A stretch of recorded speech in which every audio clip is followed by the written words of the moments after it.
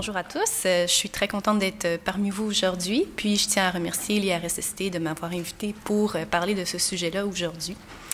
Donc, comme Charles Gagné a bien mis la table par rapport au projet 911, moi, avec Christian Dagenet, qui a parlé un peu plus tôt, on avait comme projet vraiment de voir, dans quelle mesure, finalement, cette stratégie de transfert des connaissances qui a été employée par l'IRSST dans le cadre de la programmation de recherche auprès des préposés 911 a eu les retombées, finalement, qui étaient attendues. Donc, on s'est intéressé à ce sujet-là. Mais d'abord, avant d'embarquer directement dans le cadre du sujet en lien avec l'étude 911, c'est important aussi de revenir sur le fait que l'évaluation du transfert des connaissances, c'est souvent en fait un gros défi. On a d'une part la recherche, on a beaucoup de données probantes, on a des traitements qui sont fondés sur des données probantes, et on a aussi la pratique. Donc, qu'est-ce qui est fait concrètement en pratique? C'est quoi que les utilisateurs vont faire concrètement dans les milieux? Et souvent, quand on parle de transfert des connaissances, on remarque qu'il y a un écart quand même entre ces deux sphères-là. Donc, le transfert des connaissances vise à réduire cet écart-là en employant différentes stratégies de transfert des connaissances qui, elles, comportent chacune plusieurs activités. Comme dans le cadre du projet 911, on peut penser à la vidéo, au colloque, au rapport de recherche. Donc, il y avait beaucoup d'activités qui faisaient partie de ce projet-là. Et en fait, chacune de ces activités-là vont cibler vraiment beaucoup de personnes différentes. Et c'est ensuite qu'on peut des fois se demander, mais c'est quoi les résultats qu'on a pu observer? Est-ce que la stratégie de transfert des connaissances qu'on a employée a eu les résultats qu'on s'attendait? Est-ce qu'on a atteint nos objectifs? Donc, pour être en mesure de répondre à cette question-là, on a voulu commencer par faire une recension générale des écrits en santé et sécurité du travail pour finalement voir c'est quoi les stratégies en transfert des connaissances qui ont été démontrées comme pouvant être prometteuses en santé et sécurité du travail. Ce qu'on remarque, c'est les campagnes de dissémination. Quand on parle de rapports de recherche, d'articles scientifiques, souvent très papier, ce qu'on remarquait, c'est dans les évaluations, dans les articles scientifiques qui ont été recensés, que ça peut avoir des effets mitigés. Donc, ça peut être positif, comme ça peut ne pas toujours répondre aux besoins. Ensuite, il y avait les guides de pratique, donc qui ont beaucoup été, en fait, dans les écrits, on remarquait que c'est des guides de pratique adressés directement à des professionnels en santé et sécurité du travail. Puis ce qu'on remarque, malheureusement, c'est que les écrits n'ont pas encore beaucoup évalué cette stratégie-là. Donc, les guides de pratique, on ne sait pas tout à fait si, en bout de ligne, les gens finissent, quand ils utilisent un guide de pratique, à utiliser bel et bien les pratiques qui sont répertoriées dans ce guide-là. Et finalement, la recherche et le transfert collaboratif, qu'on parle quand même un peu aujourd'hui. Donc, cette stratégie-là qui finalement fait de plus en plus ses preuves et qui a été la plus documentée jusqu'à maintenant dans notre recension des écrits en santé et sécurité du travail. Puis, on remarque des effets positifs sur plusieurs types d'utilisation, notamment d'utilisation conceptuelle, donc de changer notre façon de penser, de voir les choses, d'envisager des pratiques différentes. Donc ça peut être une utilisation qui est souvent remarquée, mais aussi une utilisation instrumentale, donc de changer concrètement des pratiques dans les milieux. Donc, on s'est aussi intéressé finalement à c'est quoi les caractéristiques, les catégories de facteurs qui peuvent influencer l'utilisation des connaissances. Et c'est ce qui, en fait, a été ressorti dans notre recension des écrits comme étant les caractéristiques qui peuvent influencer le transfert des connaissances et l'utilisation des connaissances. Donc, d'abord, quand on parle des caractéristiques des utilisateurs, si les utilisateurs ont une attitude positive envers la recherche, ils vont être plus susceptibles d'utiliser, finalement, les connaissances. S'ils ont une motivation à changer aussi, et s'ils voient des bénéfices observables et applicables dans différents contextes. Par exemple, si on leur propose une certaine pratique, mais que ça n'est pas tout à fait adapté à ce qu'ils veulent faire, ce qu'ils peuvent faire finalement concrètement, que souvent on pense, moi je suis en psychologie, donc en psychologie clinique, des fois une pratique qui est démontrée comme étant efficace, mais qui a été testée sur des gens qui ont une seule problématique et que dans la vraie vie, quand on rencontre les gens, bien, ils ont plus qu'une difficulté parfois. Donc, ça peut être difficilement applicable. Donc, ça, c'est des éléments importants à considérer. Au niveau des caractéristiques des connaissances, nécessairement, il faut que la connaissance soit présentée de manière appropriée. Donc, qu'est-ce qu'on veut dire par de manière appropriée?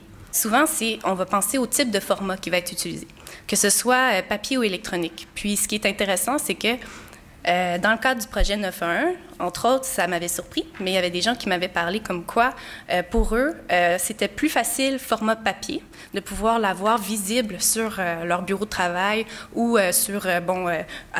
dans leur milieu de travail, quelque part, c'est indiqué, il y a la recherche, il y a les résultats principaux de la recherche, versus les avoir eus électroniquement dans un courriel, ils regardent vite, c'est pas le moment de le lire, et ils oublient qu'ils l'ont reçu, par exemple. Donc, le format va vraiment jouer aussi sur l'appropriation des connaissances. Et s'il y a un impact perçu sur la productivité, nécessairement, ça aussi, ça peut être une caractéristique qui influence l'utilisation. Quand on parle de la stratégie de transfert des connaissances, il faut nécessairement avoir les ressources humaines et financières disponibles. Donc, je ne pense pas que je vous apprends grand-chose quand je dis ça, mais si on veut pouvoir implanter une certaine stratégie de transfert des connaissances, il faut qu'on ait les ressources nécessaires à notre disposition. La présence d'un conseiller en valorisation, où on a parlé de courtier des connaissances un peu plus tôt, donc une personne qui est vraiment capable de faire le pont entre la recherche et la pratique, c'est de plus en plus démontré comme un ajout important à ce que les connaissances puissent être utilisées. Et finalement, tenir compte du contexte dans l'utilisation de la stratégie qui est hyper important. Par rapport au contexte, s'il y a une pression sociale qui est favorable dans le milieu, par exemple dans les centres d'appel d'urgence 911, si les directeurs des centres sont prêts à appuyer un employé ou un préposé à ce qu'il puisse prendre un temps d'arrêt après un appel difficile pour pouvoir vraiment se ressaisir, aller chercher peut-être des ressources aussi au niveau de l'aide aux employés, c'est plus susceptible que le préposé aille vers ça. Versus si c'est pas tout à fait encouragé, ça peut être tabou, le préposé peut ne pas nécessairement y aller. Donc, ça aussi, c'est un élément important. Si le préposé, par exemple, a l'impression de ne pas avoir un contrôle sur son environnement, de ne pas pouvoir choisir ce qu'il peut appliquer comme pratique, que tout lui est dicté, c'est sûr que ça peut être difficile à appliquer de nouvelles connaissances. Et aussi, si la stratégie de transfert des connaissances est déjà valorisée par l'organisation. Donc, maintenant qu'on sait tout ça, de façon générale, la question qu'on s'est posée, c'est comment est-ce qu'on peut préparer l'évaluation des stratégies de transfert des connaissances telles que celle qui a été employée dans le cadre du projet 911. Donc, nous, on s'est reposé vers une étude de faisabilité qui peut en fait être utile pour plusieurs autres études aussi, projets en fait. Souvent, ça peut être utile lorsqu'il y a un besoin de répertorier les activités de transfert. Dans ce cadre-ci, cette étude-là avait beaucoup d'activités, donc c'était utile de faire un portrait clair de qu'est-ce qu'il en était. De clarifier si une évaluation approfondie est nécessaire, parce qu'une étude de faisabilité, on va le voir, peut quand même nous donner beaucoup de résultats déjà d'emblée. Donc, peut-être que ce n'est pas nécessaire d'aller mettre plus de ressources financières pour faire un gros projet d'évaluation si, en fait, on peut être en mesure de conduire une petite étude de faisabilité et d'avoir certains résultats. Aussi, l'étude va nous aider à établir un plan concret d'évaluation, le cas échéant si on décide de faire une évaluation plus approfondie, et d'identifier la stratégie d'évaluation qui va être appropriée. Les objectifs de l'étude de faisabilité, c'est, comme je vous ai présenté, les résultats de la recension des écrits un peu plus tôt. C'est souvent la première étape d'une étude de faisabilité, à la fois sur le transfert des connaissances en général, mais aussi son évaluation, pour pouvoir nous aider à choisir quelle va être la stratégie d'évaluation de notre stratégie qui va être la plus appropriée. Et aussi nous permettre de porter un diagnostic sur est-ce que notre stratégie de transfert des connaissances qu'on s'apprête à utiliser ou qu'on a déjà utilisée est en fait évaluable. Pour ça, il faut que notre stratégie de transfert des connaissances ait des objectifs qui sont identifiés et opérationnels, que les moyens employés sont susceptibles de mener à des résultats et que des données sont potentiellement accessibles. Donc, on peut aller voir, par exemple, les gens pour voir qu'est-ce qu'ils ont retenu de ces études-là, pour pouvoir valider si la stratégie a bel et bien fonctionné. Et on répertorie les informations nécessaires et on produit notre plan. Donc, maintenant, j'arrive à l'exemple du 911. En fait, quand on conduit une étude de faisabilité, la construction d'un modèle logique, ça peut vraiment être très utile pour pouvoir faire un portrait des activités de transfert des connaissances qui ont été faites. Dans le cadre de ce projet-ci, on a fait une analyse documentaire de l'ensemble des documents qui ont été produits par l'IRSST par rapport à ce projet-là, 911, tous les documents qui ont pu être remis à des participants lors des colloques, la vidéo, les rapports de recherche, etc., les comptes rendus des rencontres de comité de suivi. Donc, on a lu tout ça et on a consulté aussi l'équipe de l'IRSST pour valider notre modèle, pour voir, est-ce qu'on a bel et bien répertorié toutes les activités de transfert des connaissances que vous avez faites? Si oui, OK, c'est bon. Là, maintenant, on peut aller voir les gens dans les milieux puis voir si, finalement, ils ont retenu ces éléments-là de ces activités-là. Quel a été l'impact pour eux de ces activités-là concrètement dans leur milieu? Puis, rapidement, le modèle logique, en fait, répertorie différentes catégories qu'il faut se souvenir. D'une part, les intrants qui regroupent les ressources matérielles, humaines, financières. Donc, qu'est-ce qu'on veut dire par intrants? C'est qu'on va documenter, bon, c'est qui faisait partie de cette stratégie-là de transfert des connaissances, c'est qui a été impliqué, comment ça s'est passé, c'était quoi les activités, c'est qui qu'on ciblait exactement. Les extras, c'est par exemple justement les documents qui ont été produits de façon concrète. Bon, on les liste et on va voir bon, concrètement qu'est-ce qui a été remis aux participants. Puis finalement, on identifie de façon claire pour pouvoir en fait évaluer après coup notre stratégie de transfert des connaissances. On identifie c'était quoi les résultats ou les objectifs qu'on voulait viser. Donc, une fois que ça c'est fait, on va pouvoir aller voir si on les a atteints. Donc, dans le cadre du projet 9.1, on a fait un échantillonnage intentionnel stratifié. On est allé voir, ce qui signifie qu'on est allé voir vraiment les catégories d'acteurs qui s'avéraient être les plus pertinentes pour avoir une représentation globale des gens qui ont pu être rejoints dans le cadre de cette stratégie-là. Et on est allé voir 12 répondants, pour commencer, provenant de 5 régions québécoises différentes. Donc, 5 acteurs qui représentaient une organisation telle que celle qu'on a pu nommer précédemment, 4 directeurs, coordonnateurs d'un centre d'appel d'urgence et 3 préposés d'un centre d'appel.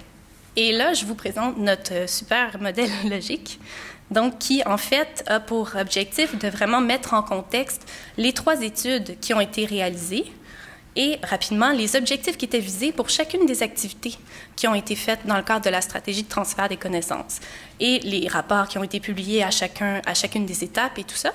Et c'est important de mentionner ici que l'étude de faisabilité a été réalisée, mais avant que l'activité de valorisation, donc la démarche d'appropriation sectorielle soit mise de l'avant et soit concrètement implantée. Par contre, ça nous a permis d'avoir un beau portrait des 8 dernières années d'études. Donc, c'était quoi les impacts de ces recherches-là? Et on peut voir qu'il y a beaucoup d'objectifs. On voulait favoriser la prévention, présenter les résultats des travaux, sensibiliser les citoyens en général avec la vidéo, par exemple. Ensuite, on est allé voir qu'est-ce qu'il en était. Donc, je vous présente quelques résultats en vrac de l'étude de faisabilité. On voulait rejoindre beaucoup de personnes et puis on en a rejoint un peu plus qu'on pensait finalement. C'est ça qui était intéressant. On est allé rejoindre les préposés des centres d'urgence. On est en mesure d'identifier que oui, 100 personnes à chacun des 2 colloques ont été rejoints. La direction de 2 cégeps, les citoyens avec la vidéo, les pompiers, les ambulanciers, les policiers, les étudiants aussi des cégeps, donc les futurs préposés. L'École nationale de police, les pompiers, les futurs paramédics, les gestionnaires de centres d'urgence, les familles aussi des préposés. Ça, c'est intéressant parce qu'il y a des milieux, en fait, dans les centres d'urgence qui tenaient à ce que les préposés visionnent la vidéo, par exemple, avec leurs proches pour qu'ils soient sensibles et qu'ils comprennent mieux, justement, c'était quoi leur métier. La Sûreté du Québec, les décideurs. Donc, beaucoup de personnes qui ont été rejointes. Et de façon générale, ce que les gens ont retenu des études aussi, quand on est allé les voir, c'est les 12 répondants-là, c'est qu'ils ont retenu d'une part le lien entre les troubles musculo-squelettiques et les problématiques de santé psychologique. Donc, le fait de ressentir, par exemple, une douleur au cou ou au dos, qui est comme une manifestation physique, somatique, finalement, de problèmes psychologiques. Donc, c'est interrelié. La perte de variabilité cardiaque dont on a parlé, et le fait qu'ils ont besoin d'outils pour gérer les appels difficiles. Et rapidement, les changements qu'eux ont perçus dans leur milieu, les conditions de travail qui étaient améliorées, la formation, des initiatives de formation à même chacun des centres d'urgence, l'amélioration de l'image des centres. Ils ont eu recours à des outils pour gérer les appels difficiles. Ils ont aussi référé à des données tangibles pour avoir du financement et une meilleure connaissance du travail des autres centres d'urgence, parce que c'est important de mentionner que c'était dans les premières fois que les centres d'urgence pouvaient se réunir tous ensemble pour vraiment discuter de comment ça se passe d'un centre d'urgence à l'autre. Chacun fonctionne de façon très différente. Donc, c'était un bel ajout aussi de ce projet-là. Quelques obstacles au transfert des connaissances, il y en avait quelques-uns, mais je vais mentionner rapidement parfois un manque de temps et de ressources pour pouvoir s'approprier tout ça, et aussi le caractère plus scientifique des rapports. Donc, on parlait beaucoup aujourd'hui de l'importance d'utiliser les bons mots ou les mots qui peuvent résonner dans les milieux. Et aussi, c'est important de mentionner que le comité de suivi a justement mené à différentes initiatives très créatives pour poursuivre le travail. Donc, ce que je dirais pour terminer, c'est que c'est important de tenir compte de ces caractéristiques-là, peut-être pas juste dans le cadre de l'évaluation, mais au départ, quand on veut choisir une stratégie de transfert des connaissances, de se rappeler de ces différentes caractéristiques-là pour pouvoir être à même de choisir peut-être celle qui va être la plus appropriée ou qui est susceptible de le mieux fonctionner dans notre milieu. Donc, dans le cadre du projet 911, bien, les gens étaient très motivés, donc les caractéristiques des utilisateurs, à participer à ce projet-là. Les connaissances ont été diffusées dans plein de médiums différents, donc ça a été très utile et favorable. La stratégie de transfert des connaissances impliquait les gens aussi du milieu. Et les caractéristiques du contexte, bien souvent, on avait beaucoup de milieux, de centres d'urgence qui étaient très impliqués, qui voulaient que les préposés aient l'aide dont ils ont besoin. Donc ça a été favorable. Lorsqu'on veut aussi préparer l'évaluation, puis qu'on veut construire notre modèle logique, je vous ai mis un peu les questions qu'on peut se poser au moment de construire ce modèle-là. Donc, c'est quoi nos ressources? Comment on prévoit d'implanter notre activité? Ça peut être des questions qu'on peut se poser au départ quand c'est le temps de choisir notre stratégie de transfert des connaissances. C'est qui qu'on veut viser? Ça va être quoi les produits? Est-ce qu'ils sont vulgarisés, diversifiés en fonction des gens? Est-ce qu'on a vraiment tenu compte de leurs besoins? Puis, c'est quoi les résultats qu'on s'attend? Est-ce qu'ils sont opérationnel et mesurable. Donc ça, c'est vraiment quelque chose qui est très important parce qu'on ne pourra pas utiliser sinon les bons outils pour aller évaluer. L'étude de faisabilité est utile, justement, je disais, parce que des fois, ça peut nous sauver beaucoup de financement et de ressources. Donc en fait, 3 conclusions sont possibles après une étude de faisabilité. Soit la stratégie est évaluable, mais c'est nécessaire d'aller plus en profondeur. Soit elle n'est pas évaluable, il nous manque des informations, donc peut-être qu'il faudrait aviser puis regarder à nouveau qu'est-ce qu'il y en est pour pouvoir avoir toutes les ressources nécessaires. Ou soit la stratégie est évaluable, mais l'étude de faisabilité est suffisante pour évaluer les retombées. Puis ça, c'est en fait ce qui est arrivé dans le cadre de ce projet-ci. Donc voilà, merci à vous.